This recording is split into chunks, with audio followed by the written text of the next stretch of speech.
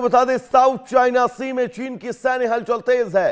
विवादित द्वीप पर नए निर्माण और ठिकाने दिखे हैं। रडार स्टेशन बनाने की आशंका से चिंताएं बढ़ी हैं।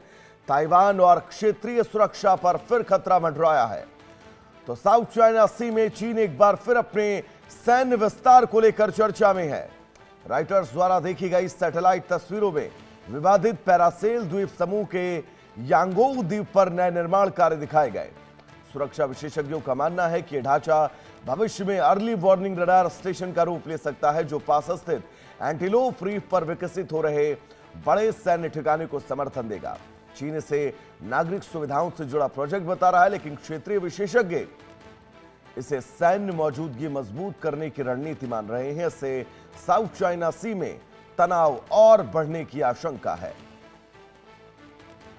तो साउथ चाइना सी में चीन की ये नई चाल, चीन की सेना की सैन्य हलचल के बीच अब मुस्तैदियां बढ़ गई हैं। साउथ चाइना सी के विवादित द्वीप पर चीन ने अपनी गतिविधियां बढ़ाई हैं। और आपको बता दें कि विशेषज्ञों को यहां रडार या निगरानी केंद्र बनने की आशंका है। निर्माण मार्च अप्रैल 2026 से जारी बताया जा रहा है, यानी कि तकरीबन 3 से 4 महीने हो चुके हैं इस निर्माण कार्य को। एंटीलोप रीफ पर चीन का बड़ा दावा। चीन ने बताया यह सिर्फ और सिर्फ वो अपने नागरिक उपयोग के लिए बना रहा है, लेकिन अगर इस इलाके में चीन अपना सैन्य विस्तार करता है, यांगोंग द्वीप पर सैटेलाइट तस्वीरों में जो संरचनाएं दिखाई गई हैं वो अगर चीन के सैन्य विस्तार की हैं तो अपने आप में बहुत अहम खबर। मार्च और अप्रैल महीने से ही यहां पर निर्माण कार्य जारी है। एंटीलोप रीफ पर चीन का बड़ा सैन्य ठिकाना विकसित हो रहा है। चीन ने दरअसल इसे नागरिक उपयोग को लेकर बताया है, जिसके बाद बड़े सवाल। ब्रायन हमारे साथ जुड़े हुए हैं तमाम जरूरी अपडेट्स के साथ। ब्रायन, साउथ चाइना सी में ये बड़ी हलचल ये दर्शाती है कि चीन अपनी विस्तारवादी नीति के तहत इस इलाके में बड़ा सैन्य बेस मजबूत कर रहा है। हालांकि चीन ने इन दावों को खारिज किया है। पूरी खबर क्या है, दर्शकों को बताइएगा। जी बिल्कुल, देखिए साउथ चाइना सी में चाइना के मिलिट्री एक्सपेंशन को लेकर एक बार फिर कंसर्न बढ़ता हुआ नजर आ रहा है। रिपोर्ट्स के मुताबिक 25 अगस्त को रिपोर्ट किया गया था कि डिस्प्यूटेड पैरासेल आइलैंड के यागोंग आइलैंड पर नए इंफ्रास्ट्रक्चर देखे गए हैं। 17 अगस्त को भी सैटेलाइट इमेजरी में 3 ब्रांचेस जैसे स्ट्रक्चर्स नजर आए, जबकि कमर्शियल सैटेलाइट कंपनी वैंटोर के मुताबिक यहाँ कंस्ट्रक्शन मार्च अप्रैल से चल रहा था। अब सिक्योरिटी एक्सपर्ट्स का भी ये कहना है कि कहीं ना कहीं इन स्ट्रक्चर्स का एग्जैक्ट पर्पस अभी भी कंफर्म नहीं हुआ है, लेकिन साउथ चाइना सी के दूसरे एरियाज में देखे गए मिलिट्री रेडार और अर्ली वार्निंग फैसिलिटी से मिलता है। इसीलिए पॉसिबिलिटी है कि यागोंग आइलैंड पर फ्यूचर में early warning radar station develop किया जा सकता है, ये रिपोर्ट्स बता रही है। अब ये डेवलपमेंट नियर बाय जो एंटीलोप रीफ पर चाइना के फास्ट कंस्ट्रक्शन के बीच सामने आया है। रिपोर्ट्स के मुताबिक ये भी सामने आया है कि सैटेलाइट इमेजरी के मुताबिक चाइना ने एंटीलोप रीफ पर कंस्ट्रक्शन का फर्स्ट फेज कंप्लीट कर लिया और वहां लगभग 6 किलोमीटर लंबा आर्टिफिशियल आइलैंड डेवलप हो चुका है। इसमें हार्बर हो गया या वॉर्फ और 3 किलोमीटर से ज्यादा लंबी पॉसिबल रनवे जैसी फैसिलिटी भी दिखाई दे रही है।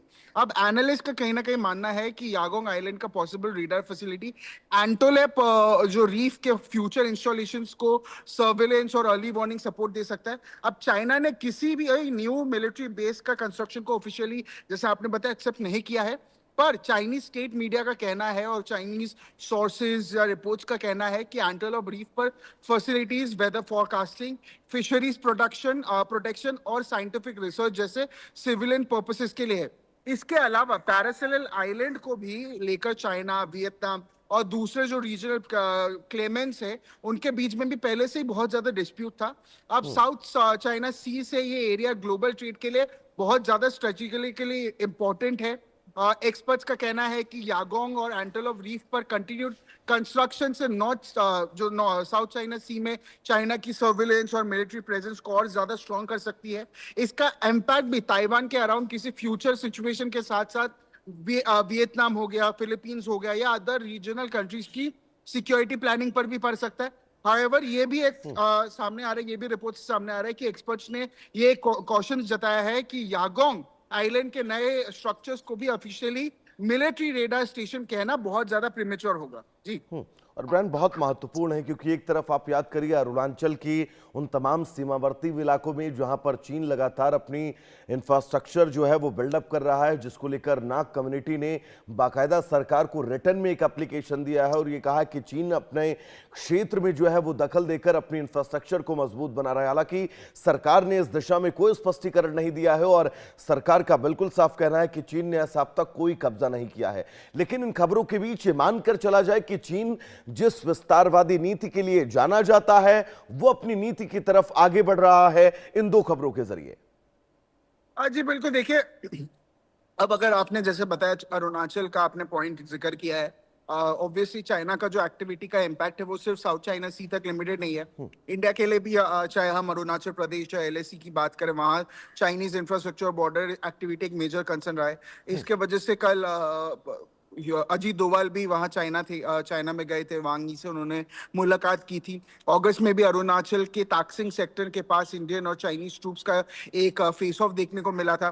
कहीं ना कहीं यूनियन मिनिस्टर किरण रिजिजू ने भी चाइनीज ट्रूप्स को 60 किलोमीटर इंडियन टेरिटरी में घुसने के क्लेम्स को रिजेक्ट किया था और बॉर्डर और कहा था कि बॉर्डर एरियाज को लेकर कंसर्न है, लेकिन एक्चुअल चाइनीज ट्रूप्स पेनिट्रेशन की कंफर्मेशन अभी तक नहीं हुई है। साथ ही अगर इंडियन पर्सपेक्टिव की बात करें, इंडिया अरुणाचल में बॉर्डर इंफ्रास्ट्रक्चर को रैपिडली स्ट्रेंथन भी कर रहा है, जिसमें चाहे हम रोड्स की बात करें, कनेक्टिविटी की बात करें या फ्रंटियर इंफ्रास्ट्रक्चर प्रोजेक्ट्स की बात करें, जो बहुत ज्यादा इंपॉर्टेंट रोल इस समय प्ले करता है। जैसे इस पूरे डेवलपमेंट के बीच में भी एक डिप्लोमेटिक एंगल भी सामने आया, क्योंकि 25 अगस्त को बीजिंग में NSA Ajit Doval Chinese foreign minister Wang Yi के बीच India China special representative talks का 25th राउंड हुआ। दोनों साइड्स ने बॉर्डर एरियाज में पीस और स्टेबिलिटी मेंटेन करने और बाउंड्री इशू पर डायलॉग कंटिन्यू रखने पर फोकस किया। इसलिए एक तरफ चाइना साउथ चाइना सी और डिस्प्यूटेड हिमालयन बॉर्डर एरियाज के आसपास इंफ्रास्ट्रक्चर और स्ट्रेटेजिक प्रेजेंस को एक्सपैंड कर रहा है। दूसरी तरफ हम ये भी देख पा रहे हैं कि इंडिया डिप्लोमेटिक चैनल्स के थ्रू बॉर्डर स्टेबिलिटी मेंटेन करने का भी कोशिश बहुत कर रहा है। महत्वपूर्ण है क्योंकि आपने जिक्र भी किया एनएसए अजीत डोभाल चीन के दौरे पर हैं और उम्मीद ये भी जताई जा रही है कि ब्रिक्स सम्मेलन में शी जिनपिंग जो है वो शामिल हो सकते हैं। तो अपने आप में बहुत महत्वपूर्ण हुआ कि भारत कूटनीतिक स्तर पर इन तमाम